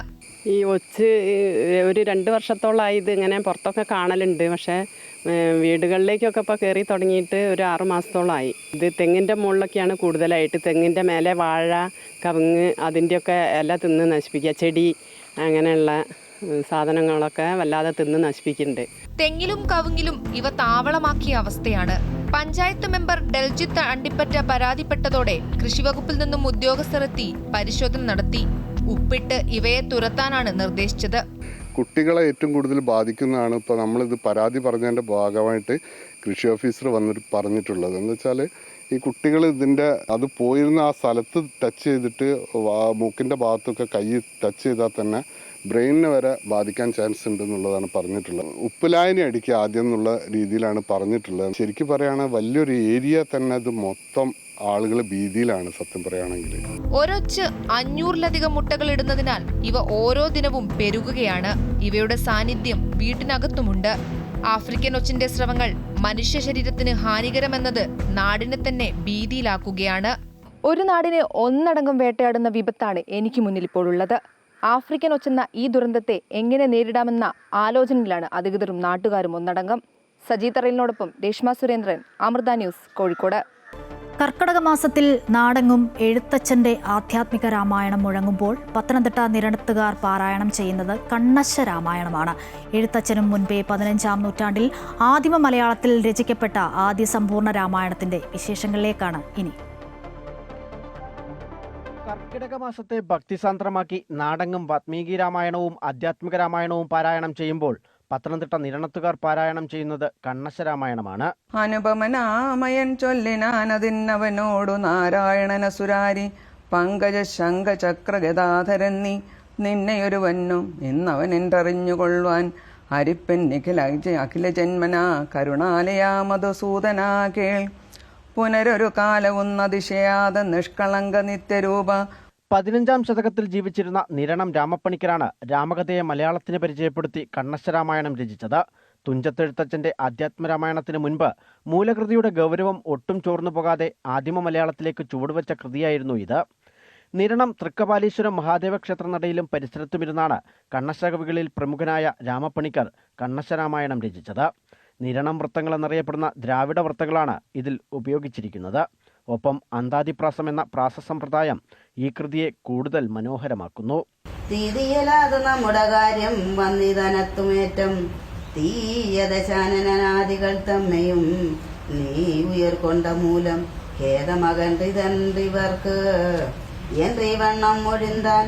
മലയാളത്തിലെ ആദ്യ സമ്പൂർണ്ണ രാമായണമായാണ് കണ്ണശ്ശ രാമായണം കരുതപ്പെടുന്നത്. തിരുവല്ലയിലെ ഒരു വീട്ടിൽ സൂക്ഷിച്ചിരുന്ന താളിയോലയിൽ നിന്ന് കണ്ടെടുത്ത ഈ കൃതി ഭാഷാഭൂഷണിയിൽ പ്രസിദ്ധീകരിച്ചതോടെയാണ് നൂറ്റാണ്ടുകൾക്ക് ശേഷം പൊതുശ്രദ്ധ നേടിയത്. ആദിമ മലയാളത്തിൽ രചിക്കപ്പെട്ടതിനാൽ ഇതിലെ പല ഭാഷാപ്രയോഗങ്ങളും സാധാരണക്കാർക്ക് മനസ്സിലാക്കാൻ അല്പം പ്രയാസമായി തോന്നിയേക്കാം. കണ്ണശ്ശന്മാർ എഴുതിയതുകൊണ്ട് നമ്മുടെ ഇത് അന്യം നിന്ന് പോകരുത് എന്നുള്ള ഒരു ചിന്തയോടെ, അതായത് മലയാളികളെല്ലാവരും അധ്യാത്മ രാമായണം എഴുത്തച്ഛൻ എഴുതിയത് വായിക്കുന്നതാണ്. നമ്മുടെ ഇവിടെ നിരണത്തുകാർ കണ്ണശ്ശൻ എഴുതിയ ഈ രാമായണമാണ് വായിക്കുന്നത്. അധ്യാത്മ രാമായണത്തിൽ തുടങ്ങുന്ന ഭാഗത്ത് പറയുന്നത് രാമനാം ആചാര്യൻ എന്ന് പറയുന്ന ആ രാമൻ നിറണത്ത് കണ്ണശ്ശ പണിക്കരാണ്, കണ്ണശ്ശ രാമപ്പണിക്കരാണ്. അദ്ദേഹത്തിനെയാണ് തുഞ്ചത്തെഴുത്തച്ഛൻ ഗുരുവായിട്ട് സങ്കല്പിച്ച് പറഞ്ഞിരിക്കുന്നത്. മാധവപ്പണിക്കർ, ശങ്കരപ്പണിക്കർ, രാമപ്പണിക്കർ എന്നിവരടങ്ങുന്നതാണ് നിരണം കവികൾ അഥവാ കണ്ണശ്ശ കവികൾ. എഴുത്തച്ഛനും മുൻപേ രാമകഥയും മഹാഭാരത കഥയും ഉൾപ്പെടെയുള്ള മഹത് ഗ്രന്ഥങ്ങൾ മലയാളത്തിന് പരിചയപ്പെടുത്തുന്നതിൽ ഈ കണ്ണശ്ശന്മാർ വഹിച്ച പങ്ക് മലയാള സാഹിത്യ ചരിത്രത്തിൽ എന്നും സുവർണ അക്ഷരങ്ങളാൽ അടയാളപ്പെടുത്തപ്പെട്ടതാണ്. ക്യാമറമാൻ രതീഷ് മൺബിശലിനൊപ്പം കണ്ണൻദേവ്, അമൃത ന്യൂസ്, പത്തനംതിട്ട. രാഷ്ട്രീയ സ്വയം സേവക സംഘത്തിന്റെ കേന്ദ്ര കാര്യകാരി സമിതി അംഗം ഭയാജി ജോഷി കൊല്ലം അമൃതപുരിയിലെത്തി സദ്ഗുരു ശ്രീമാതാ അമൃതാനന്ദമയി ദേവിയെ സന്ദർശിച്ചു. അമ്മയുടെ സാന്നിധ്യം വലിയൊരു അനുഗ്രഹമാണെന്നും അത് ജീവിതത്തിന് പുതിയ വെളിച്ചവും ദിശാബോധവും പകരുന്നതാണെന്നും ഭയാജി ജോഷി പറഞ്ഞു. അമൃതപുരി ആശ്രമത്തിലെ ആത്മീയ അന്തരീക്ഷത്തിൽ ഏറെ നേരം ചിലവഴിച്ച അദ്ദേഹം തുടർന്ന് സന്യാസിമാരുടെ കൂട്ടായ്മയിൽ പങ്കെടുത്ത ശേഷമാണ് മടങ്ങിയത്. കൊല്ലം അമൃതപുരി ആശ്രമത്തിലെത്തിയ രാഷ്ട്രീയ സ്വയംസേവക സംഘത്തിന്റെ കേന്ദ്ര കാര്യകാരി സമിതി അംഗം ഭയാജി ജോഷിയെ ആശ്രമത്തിലെ മുതിർന്ന സന്യാസിമാരും ബ്രഹ്മചാരിമാരും ചേർന്ന് സ്വീകരിച്ചു. ആത്മീയതയും സേവനവും സമന്വയിക്കുന്ന അമൃതപുരി ആശ്രമത്തിൽ ഏറെ നേരം ചെലവഴിച്ച ഭയാജി ജോഷി സദ്ഗുരു ശ്രീമാതാ അമൃതാനന്ദമയി ദേവിയെ സന്ദർശിച്ച് അനുഗ്രഹം തേടി. ആശ്രമത്തിലെ വിവിധ സേവന പ്രവർത്തനങ്ങൾ അദ്ദേഹം അടുത്തറിഞ്ഞു.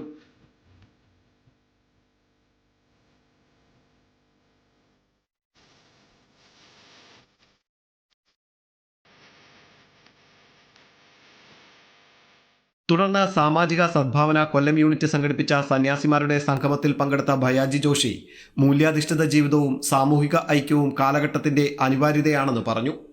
അമ്മയെ ദർശിക്കാനും അമ്മയോടൊപ്പം അല്പസമയം ചെലവഴിക്കാനും കഴിഞ്ഞത് ജീവിതത്തിലെ മഹാഭാഗ്യമാണെന്നും അമ്മയുടെ സാന്നിധ്യം ജീവിതത്തിന് വെളിച്ചവും ദിശാബോധവും പകരുന്ന വലിയൊരു അനുഗ്രഹമാണെന്നും അദ്ദേഹം പറഞ്ഞു. पूज्य अम्मा के संपर्क में आए हैं, ये आपका भाग्य है. भारत में करोड़ों लोग हैं, पर कुछ लोग अम्मा के आश्रम में आए, अम्मा के संपर्क में आए, अम्मा का आशीर्वाद मिलता है. ये हमारा सबका 5वां भाग्य है. इसलिए हमको आनंद भी है, इसका हमको एक गर्व भी है, एक स्वाभिमान भी है कि कि हम एक अच्छे समाज में, अच्छे देश में, अच्छे वातावरण में अम्मा के सानिध्य में हम सबको रहने का सौभाग्य प्राप्त हुआ है. സാമൂഹിക ഐക്യം, ദേശീയ കാഴ്ചപ്പാട്, ധാർമ്മിക ബോധം, മൂല്യാധിഷ്ഠിത ജീവിതം, പരസ്പര സ്നേഹവും സഹോദരഭാവവും വളർത്തുക എന്നീ ലക്ഷ്യങ്ങളോടെയാണ് സന്യാസി ശ്രേഷ്ഠരുടെ സംഗമം അമൃതപുരിയിൽ സംഘടിപ്പിച്ചത്. ജീവിതശൈലിയിലെ മാറ്റങ്ങൾ ജീവിത മൂല്യങ്ങളെ ഇല്ലാതാക്കുകയാണെന്നും തത്വചിന്തയ്ക്ക് വിരുദ്ധമായ ജീവിതശൈലി സമൂഹത്തിന് ഗൗരവമായ പ്രത്യാഘാതങ്ങൾ സൃഷ്ടിക്കുകയാണെന്നും ഭയ്യാജി ജോഷി പറഞ്ഞു. പ്രാദേശികവാദവും ജാതിചിന്തകളും ഇന്ന് ഭാരതം നേരിടുന്ന പ്രധാന വെല്ലുവിളികളാണെന്നും അദ്ദേഹം ഓർമ്മിപ്പിച്ചു. അമൃതപുരിയിലെ സന്യാസിമാരും സന്യാസിനിമാരും ബ്രഹ്മചാരിമാരും ബ്രഹ്മചാരിണിമാരും കൊല്ലത്തെ വിവിധ മഠങ്ങളിലെ സന്യാസി ശ്രേഷ്ഠരും സാമാജിക സദ്ഭാവനാ പ്രവർത്തകരും ചടങ്ങിൽ പങ്കെടുത്തു. ആത്മീയതയിലൂടെയും മൂല്യാധിഷ്ഠിത ജീവിതത്തിലൂടെയും സാമൂഹിക ഐക്യം ശക്തിപ്പെടുത്തേണ്ടതിന്റെ സന്ദേശം ഉയർത്തിക്കാട്ടിയാണ് സംഗമം സമാപിച്ചത്. അമൃത ന്യൂസ്, കൊല്ലം. പാലാ നഗരസഭയിൽ ചെയർപേഴ്സൺ തിരഞ്ഞെടുപ്പ് ഓഗസ്റ്റ് 19 നടക്കും. ഇടതുപക്ഷം മത്സര രംഗത്ത് ഉണ്ടാകില്ല എന്നാണ് സൂചന. അവിശ്വാസ പ്രമേയത്തെ പിന്തുണച്ചതിന് കോൺഗ്രസ് പുറത്താക്കിയ കൗൺസിലർമാരെയും സ്വതന്ത്ര അംഗവും ഉപാധ്യക്ഷയുമായ മായ രാഹുലിനെയും മുൻനിർത്തി ഭരണം നിയന്ത്രിക്കാനാണ് ഇടതുപക്ഷം ലക്ഷ്യമിടുന്നത്. പാലാ നഗരസഭയിൽ LDF കൊണ്ടുവന്ന അവിശ്വാസ പ്രമേയം പാസ്സായതിനെ തുടർന്ന് നടക്കുന്ന ചെയർപേഴ്സൺ തെരഞ്ഞെടുപ്പിൽ മത്സരിക്കേണ്ടതില്ല എന്ന നിലപാടിലാണ് ഇടതുമുന്നണി. അവിശ്വാസ പ്രമേയത്തിന് മുൻപും ശേഷവും ഭരണം പിടിച്ചെടുക്കാൻ ഇടതുപക്ഷം ശ്രമിക്കില്ലെന്ന് പ്രതിപക്ഷ നേതാവ് ബിജു പാലുപടവൻ വ്യക്തമാക്കിയിരുന്നു. അതേ നിലപാടിൽ തന്നെ തുടരുമെന്നാണ് LDFിൽ നിന്നും ലഭിക്കുന്ന സൂചന. കോൺഗ്രസ് നേതൃത്വം നൽകുന്ന ഭരണം നഗരസഭയിലുണ്ടാകുമെന്ന് അവിശ്വാസത്തെ പിന്തുണച്ച കോൺഗ്രസ് കൗൺസിലർ ടോണി തൈപ്പറമ്പിലും മുൻപ് വ്യക്തമാക്കിയിരുന്നു. കോൺഗ്രസ് വിമതയായി മത്സരിച്ച് വിജയിച്ച മായ രാഹുലിന് തന്നെയാണ് ചെയർപേഴ്സൺ സ്ഥാനത്തേക്ക് സാധ്യത തെളിയുന്നത്. 26 അംഗ കൗൺസിലിൽ 14 വോട്ടുകൾ മാത്രമാണ് വിജയിക്കാൻ വേണ്ടത്. ഇടതുപക്ഷത്തെ 12 കൗൺസിലർമാരുടെയും കോൺഗ്രസിൽ നിന്നും പുറത്താക്കിയ 4 കൗൺസിലർമാരുടെയും അടക്കം 17 വോട്ടുകൾ മായയ്ക്ക് ലഭിക്കാൻ സാധ്യതയുണ്ട്. നിലവിലെ ഭരണസമിതിക്ക് ഇനി 4.5 വർഷത്തോളം ശേഷിക്കെ അവസാന 1-1.5 വർഷം കോൺഗ്രസ് പുറത്താക്കിയ ലിസിക്കുട്ടി മാത്യുവിന് ചെയർപേഴ്സൺ സ്ഥാനം നൽകാനും സാധ്യതയുണ്ട്. മായ രാഹുൽ ചെയർപേഴ്സൺ ആവുകയാണെങ്കിൽ ഒഴിവ് വരുന്ന ഉപാധ്യക്ഷ സ്ഥാനത്തേക്ക് ടോണി തൈപ്പറമ്പിൽ, ബിജു മാത്യൂസ് എന്നിവരുടെ പേരുകളാണ് പരിഗണിക്കുന്നത്. രജിത പ്രകാശിന്റെ പേരും പരിഗണനയിലുണ്ട്. മൂവരും അവിശ്വാസത്തെ പിന്തുണച്ച് കോൺഗ്രസിൽ നിന്നും പുറത്താക്കപ്പെട്ടവരാണ്. അതേസമയം UDF ചെയർപേഴ്സൺ സ്ഥാനത്തേക്ക് ആരെ മത്സരിപ്പിക്കും എന്ന കാര്യത്തിൽ ഇനിയും നിലപാട് വ്യക്തമാക്കിയിട്ടില്ല. അവിശ്വാസത്തിലൂടെ പുറത്തായ ദിയ ബിനു വീണ്ടും മത്സരിക്കാൻ സാധ്യത കുറവാണ്. 3 കൗൺസിലർമാരുള്ള കേരള കോൺഗ്രസിന് അവസരം ലഭിക്കാനും ഇടയുണ്ട്.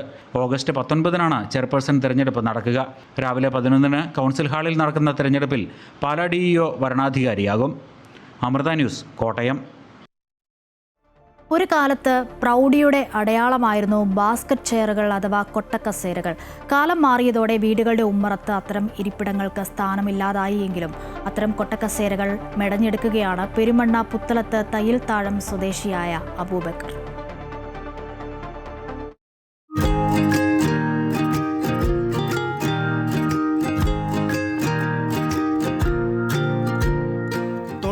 വരെ ഏതൊരു വീടിന്റെ കോലായിലും ഉമ്മറത്തുമെല്ലാം സ്ഥാനം പിടിച്ച പ്രതാപകാലമുണ്ട് ഈ കൊട്ടക്കസേരകൾക്ക്. പല നിറത്തിലുള്ള വയറുകളാൽ ഏറെ സമയമെടുത്ത് മെടഞ്ഞെടുക്കുന്നതാണ് ഈ കസേരകൾ. കാലം മാറിയതോടെ നമ്മുടെ ഇരിപ്പിടങ്ങളുടെ രൂപവും ആകൃതിയുമെല്ലാം മാറിയപ്പോൾ കൊട്ടക്കസേരകളും വിസ്മൃതിയിലാണ്ടു. എന്നാൽ പെരുമണ്ണ പുത്തലത്ത് തയ്യിൽ താഴം അബൂബക്കറിനെ തേടി ഇപ്പോഴും ഇത്തരം കൊട്ടക്കസേര പ്രേമികൾ എത്തിക്കൊണ്ടേയിരിക്കുന്നു. 15 വയസ്സിൽ തുടങ്ങിയതാണ് അബൂബക്കർ കൊട്ടക്കസേര മെടയാൻ. പിന്നെ ഇതുവരെ മറ്റൊരു ജോലിയും ചെയ്തിട്ടില്ല. കാസർഗോഡ് മുതൽ പത്തനംതിട്ട വരെയുള്ളവർ പഴമയുടെ ഓർമ്മയായ ഈ കൊട്ടക്കസേരകൾക്ക് വേണ്ടി അബൂബക്കറിനെ തേടിയെത്താറുണ്ട്. ജോലി ധാരാളം വരുന്നുണ്ട്, എനിക്ക് ചെയ്യാൻ കഴിയുന്നില്ല. കാരണം പിന്നെ ജോലിക്കാരിപ്പോൾ പുതിയതായിട്ട് ആരും ഇറങ്ങിയത് തലമുറയായിട്ട് വരുന്ന പണിയാണ്. പണ്ട് കാലത്ത് എല്ലാ വീടുകളിലും ഉണ്ടായിരുന്നു. ഇപ്പോൾ ഇത് കാണുന്നതെല്ലാം ഭയങ്കര അതിശയമായിട്ടാണ് ജനങ്ങൾ കാണുന്നത്. ഈ സാധനം കിട്ടാനുമില്ല. പഴയ ഓൾഡ് കടകളിൽ വരുന്ന സാധനം എടുത്തു കൊണ്ടുവന്ന് രണ്ടാമത് വെൽഡിങ് ചെയ്ത് പുതിയ രൂപത്തിലാക്കി പെയിന്റ് അടിച്ച് മുറിഞ്ഞ് കൊടുക്കുകയാണ്. അതുകൊണ്ട് തന്നെ എനിക്ക് ധാരാളം ഓർഡർ ഉണ്ട്, കൊടുക്കാൻ കഴിയുന്നില്ല. കസേരകളുടെ ഫ്രെയിമുകൾ കിട്ടാനാണ് ഇപ്പോൾ ഏറെ പ്രയാസം. ജില്ലയ്ക്കകത്തും പുറത്തുമുള്ള എല്ലാ ആക്രിക്കടകളിലും പോയി തിരഞ്ഞു പിടിച്ചാണ് ഫ്രെയിമുകൾ കൊണ്ടുവരുന്നത്. ഇങ്ങനെ എത്തിക്കുന്ന ഫ്രെയിമുകൾ നന്നാക്കിയ ശേഷം പെയിന്റ് അടിച്ച് വിവിധ നിറങ്ങളിലുള്ള വയറുകൾ കൊണ്ട് മെടഞ്ഞെടുത്താണ് ആവശ്യക്കാർക്ക് കൈമാറുന്നത്. 1900 മുതൽ 2000 രൂപ വരെയാണ് മെടഞ്ഞെടുക്കുന്ന കസേരകൾക്ക് ഈടാക്കുന്നത്. ഒരു കസേരയുടെ പ്രവൃത്തി പൂർത്തിയാക്കാൻ 12 മണിക്കൂർ മുതൽ 14 മണിക്കൂർ വരെ സമയമെടുക്കും. പ്രായത്തിന്റെ അവശതകൾ ഏറെയുണ്ടെങ്കിലും കൊട്ടക്കസേരകൾ തേടിയെത്തുന്നവരെ അബൂബക്കർ നിരാശപ്പെടുത്തില്ല. അമൃത ന്യൂസ്, കോഴിക്കോട്.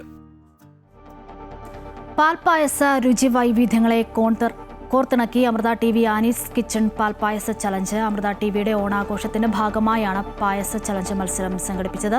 10 ടീമുകൾ പങ്കെടുത്ത മത്സരത്തിൽ 10 വൈവിധ്യമാർന്ന പാൽപ്പായസങ്ങളാണ് തയ്യാറാക്കിയത്. പാചക വിദഗ്ധൻ പഴയിടം മോഹനൻ നമ്പൂതിരി മത്സരത്തിൽ വിധികർത്താവായി.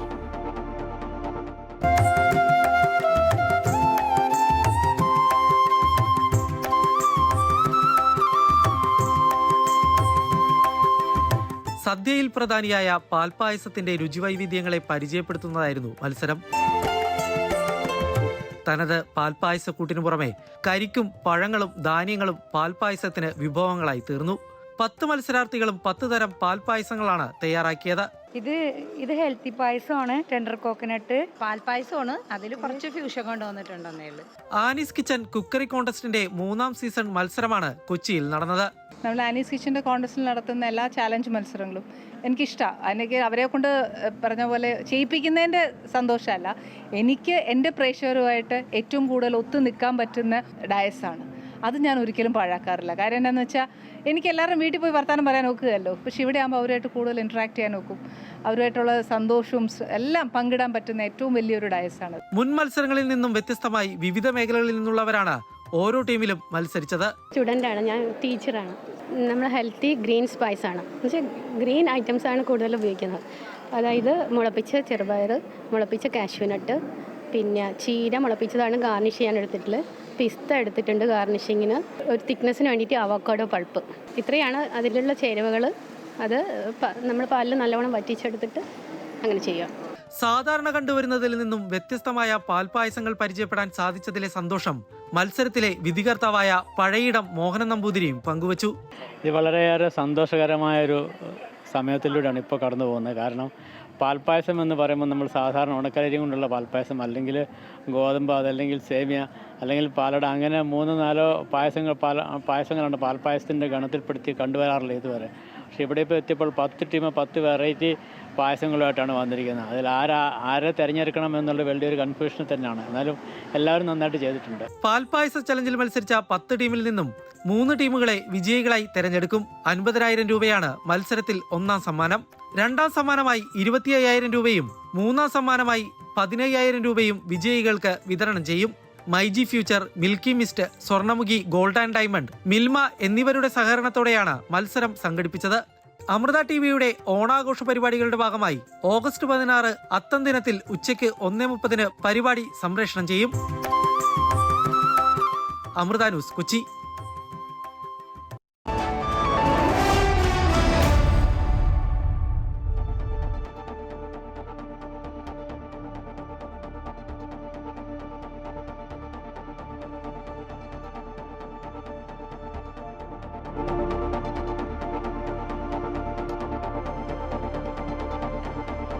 ഇനി ബിസിനസ് വാർത്തയിലേക്കാണ്. വിപണി വിലയിരുത്തലുമായി ധനകാര്യ ഓഹരി വിദഗ്ധൻ K. ദിലീപ് ചേരുന്നു.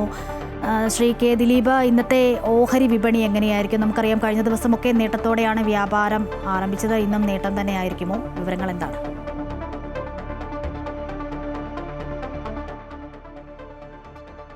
ഇന്നും നേട്ടത്തിലായിരിക്കും വ്യാപാരം തുടങ്ങുക. കഴിഞ്ഞ 2 ദിവസമായി തുടർച്ചയായി വിപണിയിൽ നിക്ഷേപ താല്പര്യമുണ്ടായി. വിദേശ നിക്ഷേപ സ്ഥാപനങ്ങൾ വളരെ അനുകൂലമായി വിപണിയിൽ ഇടപെടുന്നു. ചെറുകിട നിക്ഷേപകരും വിപണിയിൽ വലിയ തോതിൽ നിക്ഷേപം നടത്തുന്ന ഒരു സാഹചര്യമാണ് ഇപ്പോൾ ഉള്ളത്. ആഗോള ഘടകങ്ങൾ അനുകൂലമായി തുടരുന്നത് ഒരു പരിധിവരെ വിപണിയുടെ മുന്നോട്ടുള്ള നീക്കത്തിന് വീണ്ടും സഹായകമാകുമെന്ന് തന്നെയാണ് കരുതുന്നത്. 24,400 എന്നുള്ള നിലവാരം മുൻനിര സൂചിയായി നിഫ്റ്റിക്ക് പ്രധാനമാണ്. ആ ഒരു നിലവാരം ഇന്ന് ഭേദിച്ച് വ്യാപാരം നടക്കും എന്നും കരുതുന്നു.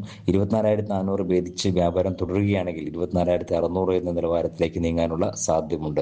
അതേസമയം 24,100 എന്ന നിലവാരം അടിസ്ഥാന നിലവാരമായി പ്രവർത്തിക്കുകയും ചെയ്യും. കഴിഞ്ഞ കുറെ നാളുകളായി വിൽപ്പനയിലായിരുന്ന വിദേശ നിക്ഷേപ സ്ഥാപനങ്ങൾ 2 ദിവസമായി തുടർച്ചയായി മികച്ച നിക്ഷേപത്തിലാണ്. ഇന്നലെയും ഏതാണ്ട് 3,600 കോടി രൂപയുടെ നിക്ഷേപമാണ് വിദേശ നിക്ഷേപ സ്ഥാപനങ്ങൾ നടത്തിയത്. ക്രൂഡ് ഓയിൽ വിലയിൽ ഉണ്ടായിട്ടുള്ള കുറവും ഒപ്പം തന്നെ ആഗോള ഘടകങ്ങൾ അനുകൂലമായി തുടരുന്നു. പ്രത്യേകിച്ചും ആഗോള വിപണികളിൽ ഉണ്ടായിട്ടുള്ള ഒരു നേട്ടവും ഇന്നത്തെ വിപണിക്കും അനുകൂലമായി പ്രവർത്തിക്കും. ഇന്ന് നേട്ടത്തിൽ വ്യാപാരം വ്യാപാരം തുടങ്ങാമെങ്കിലും വളരെ ഉയർന്ന തോതിലുള്ള കയറ്റിറക്കങ്ങൾ പ്രതീക്ഷിക്കുന്നുണ്ട്. എന്നാൽ ഓരോ ഘട്ടത്തിലും 24,400 എന്ന നിലവാരത്തിന് മുകളിലേക്ക് മുൻനിര സൂചികയിൽ വ്യാപാരം നടക്കുമ്പോൾ ചെറുകിട നിക്ഷേപകർ ലാഭമെടുക്കുക എന്നുള്ളൊരു പ്രവണത കുറച്ച് നാളായി കണ്ടുവരുന്നുണ്ട്. ആ ഒരു പ്രവണത ഇന്നും തുടർന്നേക്കാം. പലപ്പോഴും ഇത്തരം വിപണിയിൽ ഏറ്റക്കുറച്ചിലൂടെയുള്ള വിപണികളിൽ ഉയർന്ന നിലവാരത്തിൽ ലാഭമെടുക്കുക എന്നുള്ളത് ഒരു പ്രവണതയാണ്. അത് തുടരുകയാണെങ്കിൽ ചെറിയൊരു ഒരു വിൽപ്പന സമ്മർദ്ദം നേരിട്ടേക്കാം. എന്നാൽ അത് മറികടന്നുള്ളൊരു വ്യാപാരത്തോടുകൂടെ മുന്നോട്ട് നീങ്ങുകയാണെങ്കിൽ അത് ഹ്രസ്വകാലത്തേക്ക് വിപണിയിൽ നേട്ടം ആവർത്തിക്കാൻ സഹായിക്കുകയും ചെയ്യും. ആഴ്ചയിൽ അവസാന ദിവസമായതുകൊണ്ട് അതിൻ്റെ ഒരു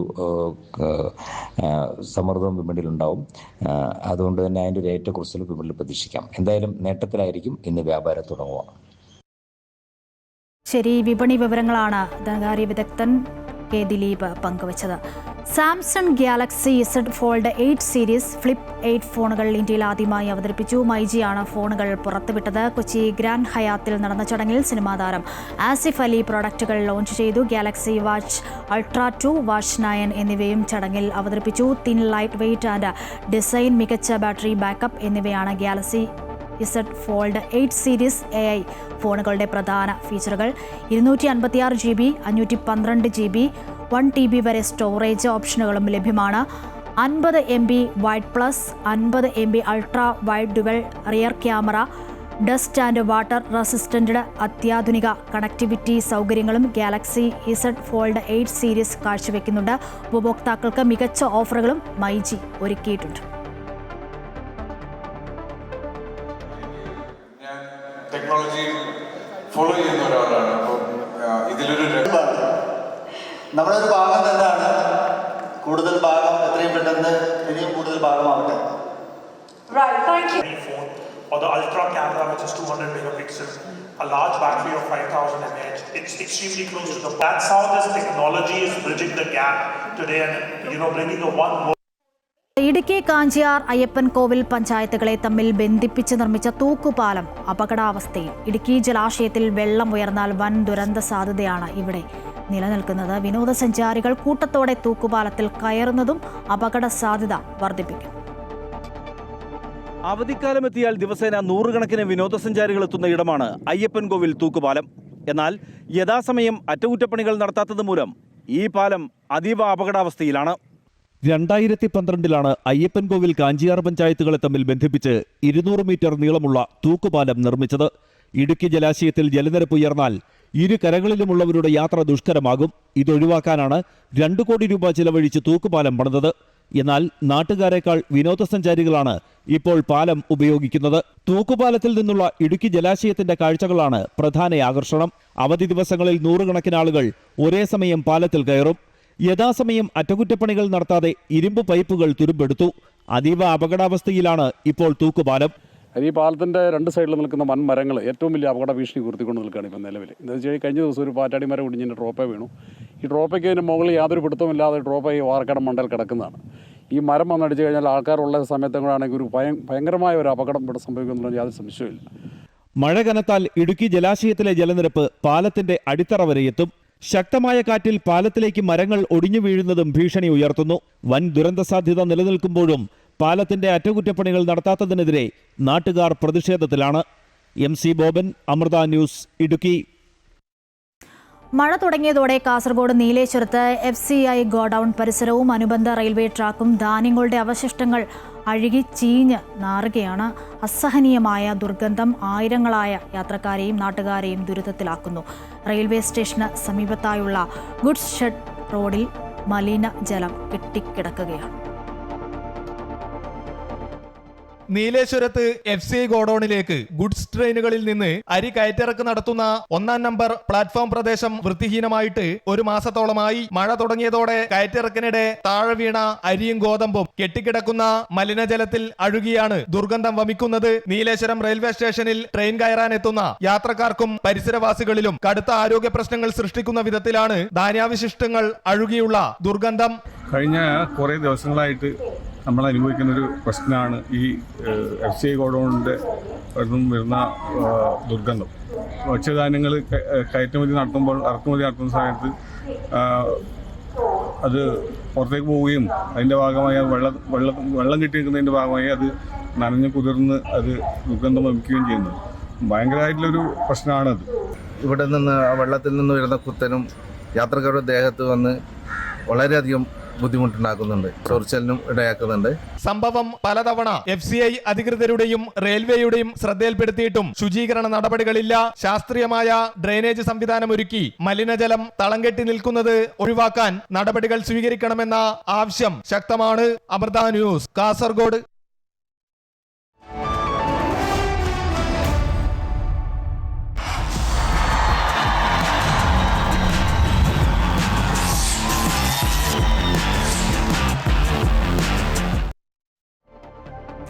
കോമൺവെൽത്ത് ഗെയിംസിൽ പുരുഷന്മാരുടെ ഭാരോദ്വഹനത്തിൽ ഇന്ത്യയുടെ ലവ്പ്രീത് സിംഗിന് വെള്ളി. മത്സരത്തിൽ ആകെ 388 കിലോഗ്രാം ഭാരമാണ് ലവ്പ്രീത് ഉയർത്തിയത്. സ്നാച്ച് വിഭാഗത്തിൽ 176 കിലോഗ്രാമും ക്ലീൻ ആൻഡ് ജെർക്ക് വിഭാഗത്തിൽ 212 കിലോഗ്രാമും ഉയർത്തിയാണ് ലവ്പ്രീത് നേട്ടം സ്വന്തമാക്കിയത്. ഇതോടെ ഗെയിംസിൽ ഇന്ത്യയുടെ ആകെ മെഡലുകളുടെ എണ്ണം 16ആയി. 2026 കോമൺവെൽത്ത് ഗെയിംസിൽ അത്ലറ്റിക് വിഭാഗത്തിൽ ഇന്ത്യക്ക് അഭിമാന നേട്ടം. വനിതകളുടെ ഡിസ്കസ് ത്രോയിൽ ഇന്ത്യൻ താരം സീമ കലിരാംന വെങ്കല മെഡൽ സ്വന്തമാക്കി.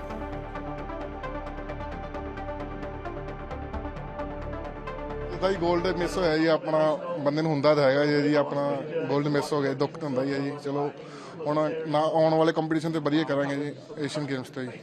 लेकिन पूरा बहुत बहुत धन्यवाद सर, बहुत खुशी हो रही है।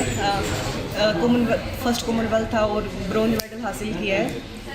कठिनाई तो कुछ नहीं थी सर, बस थोड़ी ठंड थोड़ी ज़्यादा थी.